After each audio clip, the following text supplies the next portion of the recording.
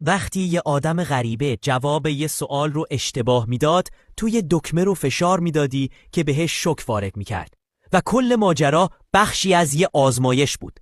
هر بار که این اتفاق میافتاد، شدت شوک بیشتر میشد تا جایی که اون غریبه شروع میکرد به داد زدن و التماس کردن که بس کنی.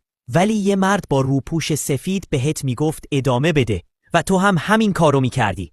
حتی وقتی فکر میکردی اون غریبه از شدت درد روی زمین افتاده، تو همچنان به حرف مردی با روپوش سفید گوش میدادی. اما چیزی که نمیدونستی این بود که در واقع هیچ شوکی وجود نداشت و اون غریبه فقط نقش بازی میکرد. در واقع تو خودت آزمودنی اصلی بودی. میبینی؟ با اینکه طرف گریه و زاری میکرد، تو باز ادامه میدادی، حتی تا حدی که فکر میکردی ممکنه کشته بشه، فقط به خاطر اینکه یه آدم به ظاهر صاحب اختیار